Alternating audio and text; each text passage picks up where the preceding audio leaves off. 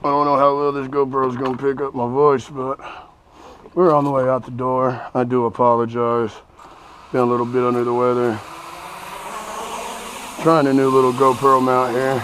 We're on the bill of one of my hats. So, let's see how long we make it.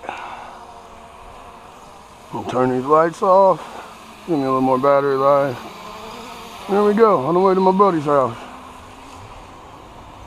Been flying this sucker for about, oh God, not this particular drone anyway, but probably about 2 years, almost a year.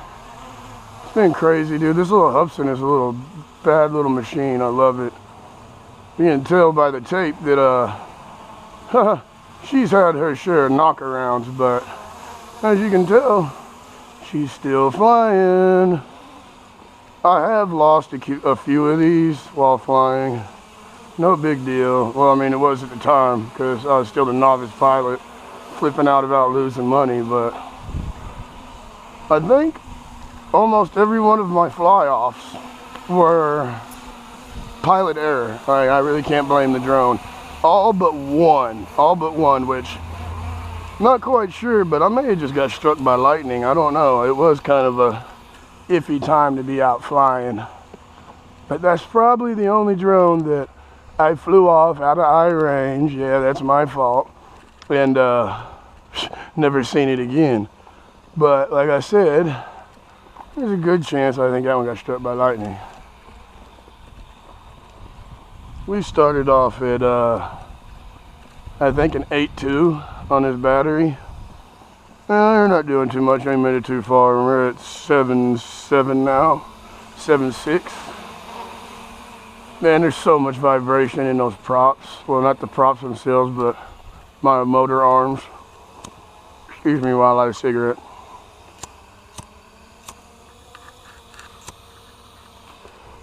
Anyway, but still flies. It holds position fairly well. I mean, and especially for what you pay for the drone itself, man, freaking totally worth it.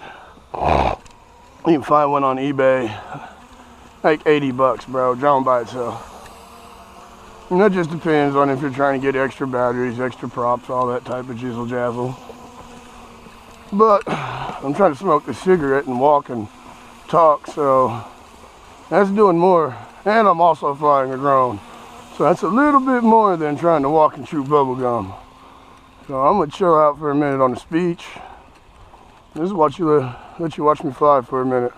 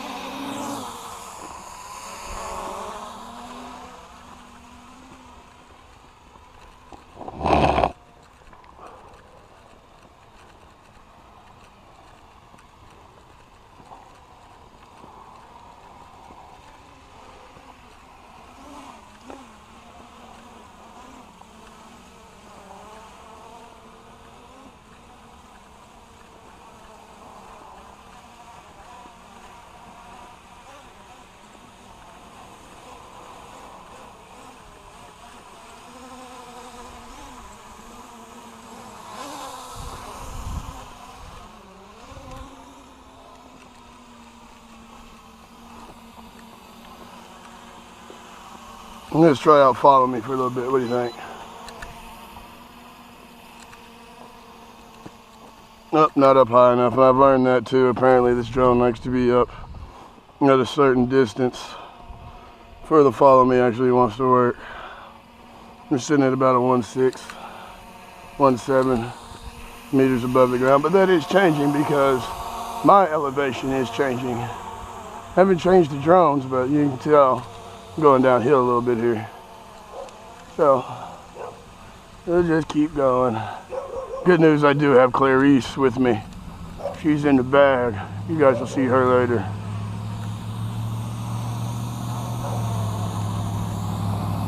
There goes the vehicle.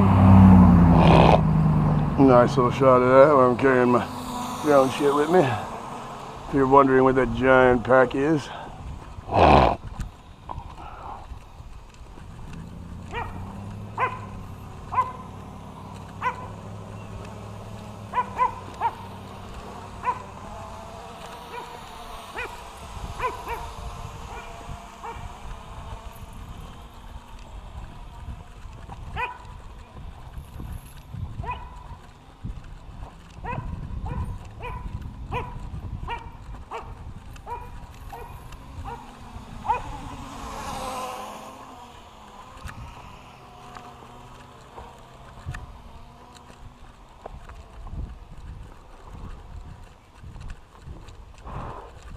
We've probably been in the air for, I didn't record, so I can't really give you an exact time. I think I've been in there for probably about 8 minutes, maybe 9. And I'm at a 7.2. Now this is without me running my lights. I'm not in manual mode. I'm not playing with the altitude mode, which on a straight line, altitude mode might be good on some battery save because it does like to continue in the path in which you directed it once you let off the gas. As long as you don't have anything in your path, you're good. GPS mode does suck a little bit more power just due to it trying to hold its position all the time.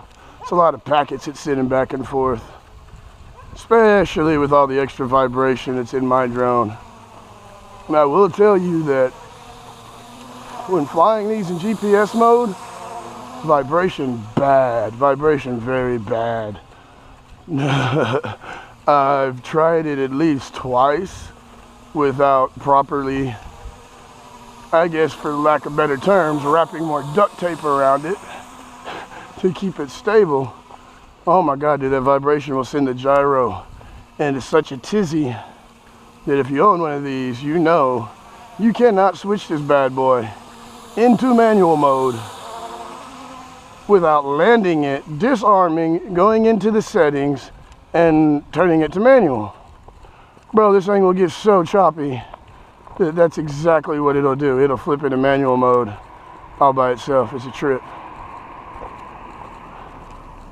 It is a bloody trip. I've been lucky enough once to actually get it back and fly it back in manual mode. Now it's just due to my FPV coming in so clearly.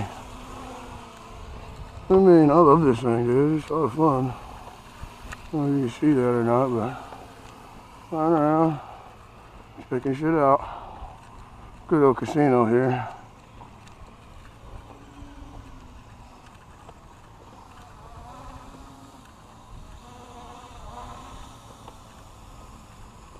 That sucked a little bit of battery trying to get up there show you the sign, but ain't like we ain't got more in the pocket.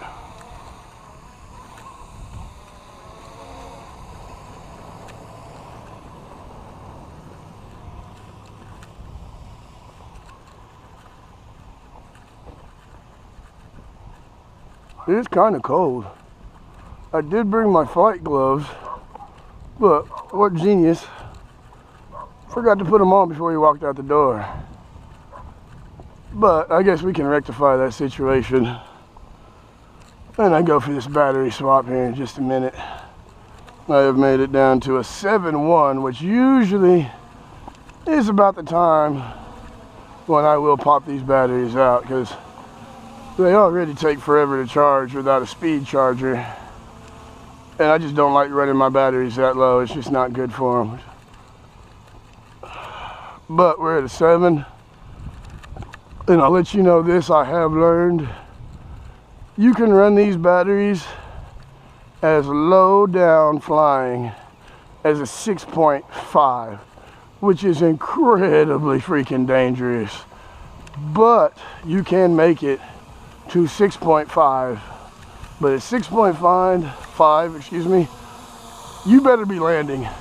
You better be in a position to where your drone can fall out of the sky safely, or man, yeah, you just better be ready for a fall, because I promise you, once you reach 6.4 and you try to give any type of outburst, whether it's forward, backward, side, left, it's going down.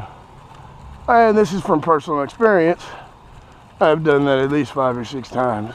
But it was really only just to prove a point most every time. Well, the first 2 times I was just being a dumbass, but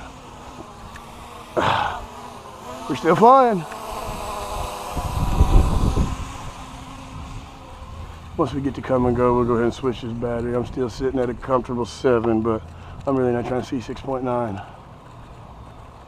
Hopefully we get there before then. Got another car coming at us, raise on helm off.